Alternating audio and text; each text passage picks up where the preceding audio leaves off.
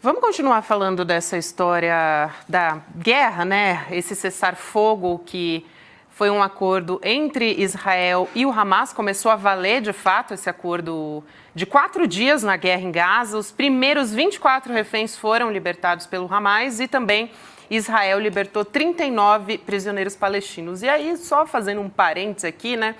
Mas esse termo prisioneiros tem sido muito questionado pela imprensa e pelos palestinos justamente porque é uma linguagem colonizadora, né, pela perspectiva deles. Então, eles estão mudando para hostages, que seriam reféns também, assim como a gente usa para falar dos reféns do Hamas, eles também usam. Mas existe um questionamento, porque é uma política de Estado de Israel e, por isso, a imprensa, de maneira geral, costuma usar prisioneiros. Bom, seguindo adiante, para além desse... É muito importante, A luta das palavras é uma luta importante. É um olhar, né? É fundamental o que você trouxe aí. Exatamente. Viu? Porque, de um lado é refém, do outro lado é prisioneiro. Que história que é essa?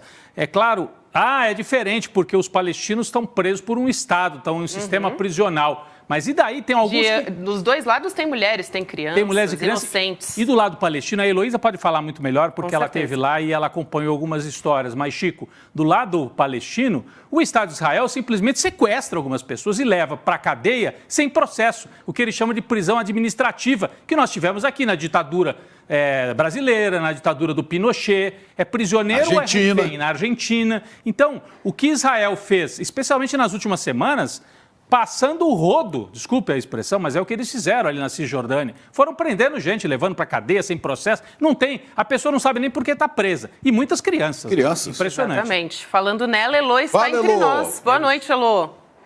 Boa noite, Elô. Boa noite, pessoal. É isso aí, gente. É exatamente isso. As pessoas ficam presas sem saber qual é a acusação contra elas, quando serão julgadas, se serão. Aquele limbo à mercê do Estado de Israel. Isso, para mim, é sequestro. Esses são reféns, como os outros que estavam lá com o Hamas. E são crianças de a partir de 12 anos. Eu acabei de ver uma imagem de um menino que não deve ter mais de 13, que foi solto hoje. Então, a situação é essa, eles são reféns tanto quanto. Então, saíram 24 reféns de um lado, 39... o menino que eu acabei de falar. Quantos anos vocês acham que tem esse menino? 14. 13 anos? 14 anos no máximo?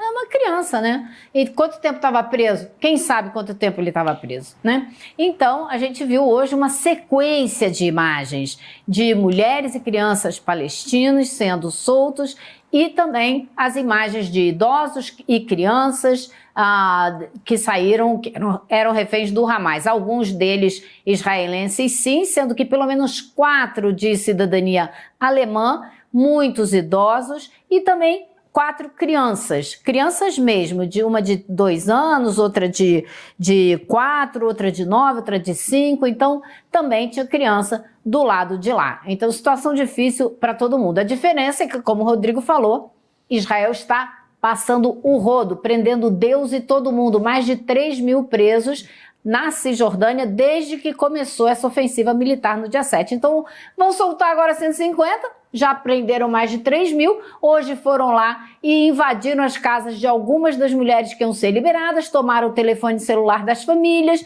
e não devolveram, então já estão tocando o horror, apesar de estarem soltando essas pessoas. Só uma coisa, prendendo Deus e todo mundo, não?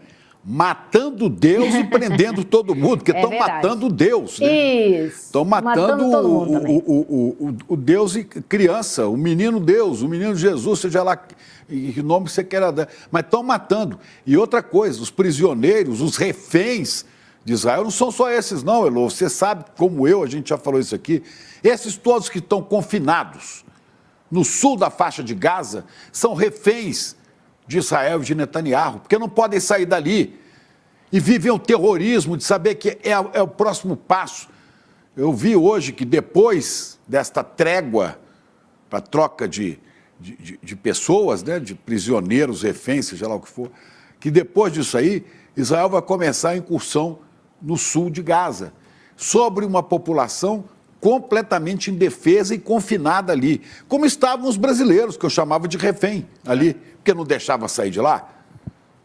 É incrível como que, né, as autoridades internacionais assistem, ou apoiam ou não dizem nada diante disso, né? Estava vendo umas imagens, Gabi, além das imagens dos reféns liberados, né?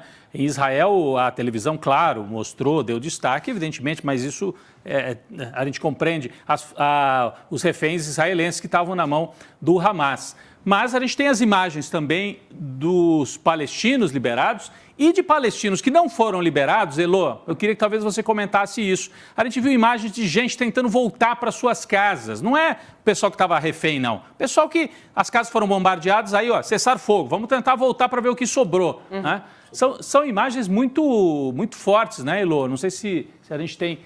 essas aí são dos ônibus... Com certeza.